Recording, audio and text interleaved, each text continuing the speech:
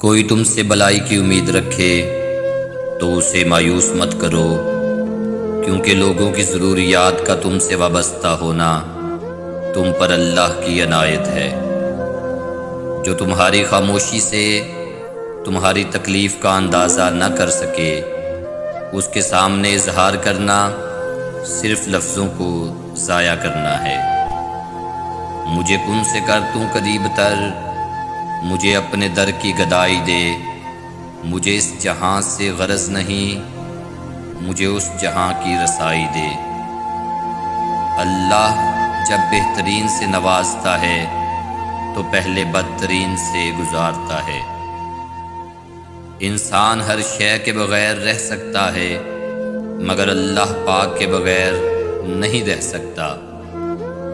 اللہ کی محبت کا سفر بہت حسین ہے، جو اس سفر کا مسافر بن جاتا ہے نا، پھر اللہ اسے بھی اندر باہر سے حسین کر دیتا ہے۔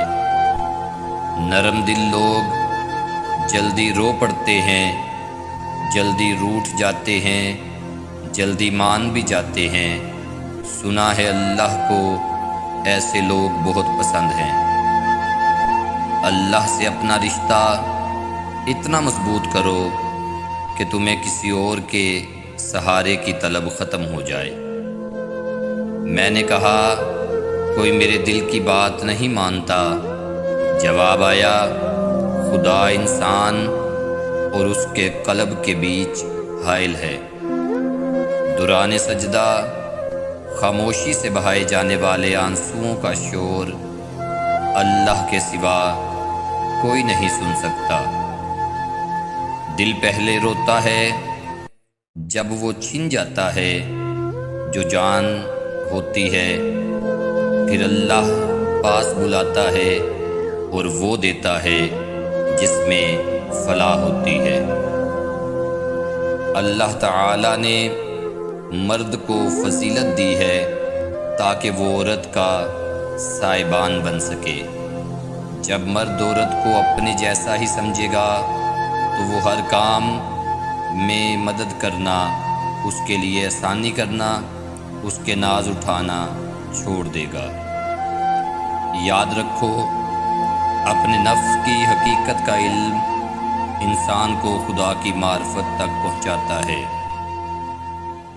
اپنی زندگی اس کے حوالے کر دو جس کا پہلے ہی تمہاری سانسوں اور لمحوں پر اختیار ہے۔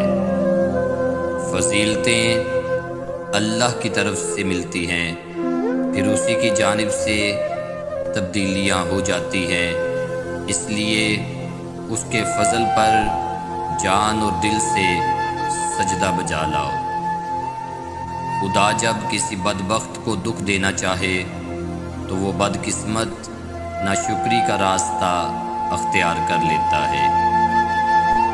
صوفی کا دنیا میں کسی چیز سے تعلق نہیں ہوتا سوائے اندیکھی دنیا کے، اور جب اس کی زبان کھول دی جاتی ہے اور اللہ تعالی اسے بولنے کی اجازت دیتا ہے تو وہ کلام کرتا ہے، ورنہ خاموش ہی رہتا ہے۔